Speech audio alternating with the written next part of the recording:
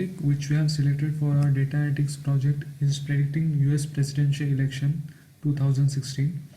For this, we downloaded the data set from the Kaggle, which consisted of primary results, county facts, and the Twitter data.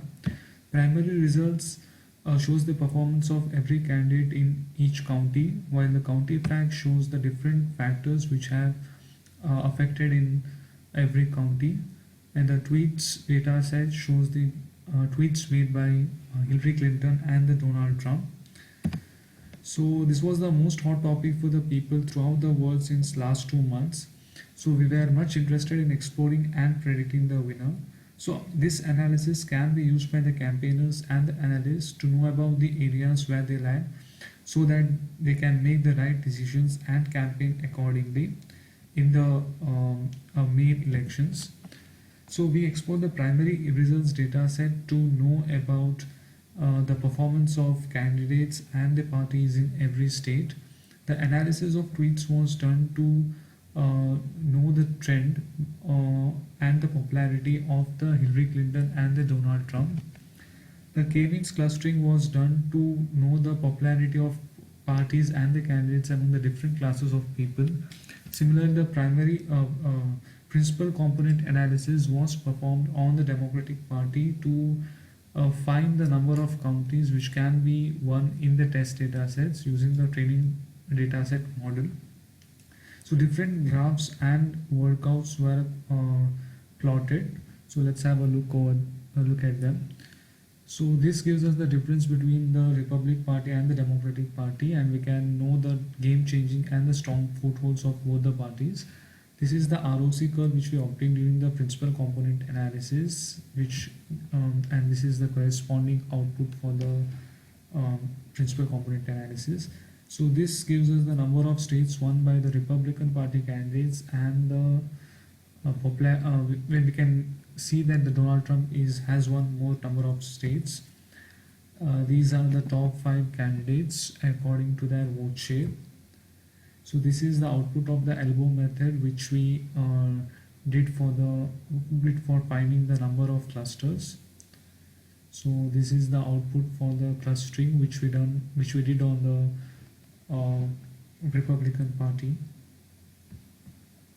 So this is the output of the Republican Party analysis, but we can see how different people have voted for the Republican Party candidates. So we can analyze this. So when we draw the graphs, we can see that how different classes of people have voted for the Republican Party candidates. So these are the white people, so white and the non-Hispanic whites. So this is according to the income and the education, while this box plot indicates the performance of Republican Party candidates among the Hispanic population. So this gives us the overview of the votes for Trump and Hillary in different states. So this is the output for the Twitter data. So we can see that the word has been used the most number of times, and hence he is the most popular candidate. Thank you. Myself, Ashwin Dayanand Kamath. My contribution in this project is as follows. First is Republican Party's performance analysis in all the states, in which the state winner of Republican Party was noted down in every state, and also the number of states and counties won by Donald Trump was noted down, and appropriate visualizations were drawn. Second is principal component analysis, in which a model was built on the training data set and it was tested on the test data set to know the number of counties which can be won by the Democratic Party candidates. Appropriate visualizations like ROC curve were drawn. Third is Republican Party performance versus Democratic Party performance, in which the sum of votes of both the parties was noted down in all the states, and the difference of votes was calculated in every state between the two parties to know the game-changing states and also the strong footholds of both the parties. Fourth is to know the top 5 candidates based on their vote percentage. For this, the vote share of all the candidates were noted down in all the states, and A bar graph and pie charts were drawn to come at some of the important conclusions. Myself Bhanuchandra. My part in this project is first thing is analysis of the Republican Party. We have county facts and primary results. We join together and find out that who has won more number of counties and states.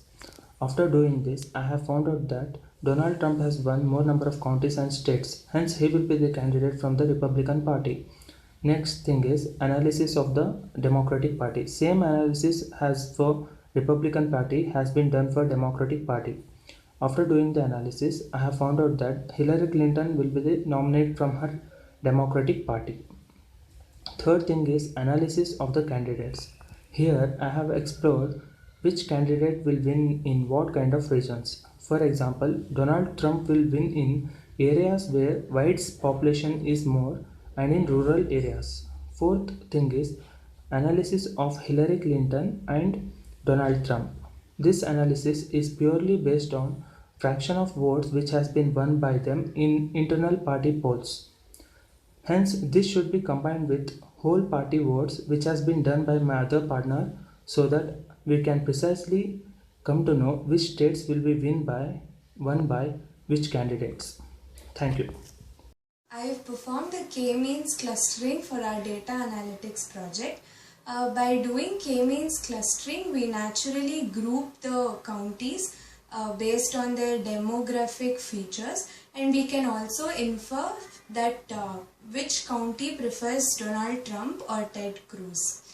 So initially the first stage of my project was finding the winner of each county. So the candidate who has got the most number of votes was defined as the winner of the county.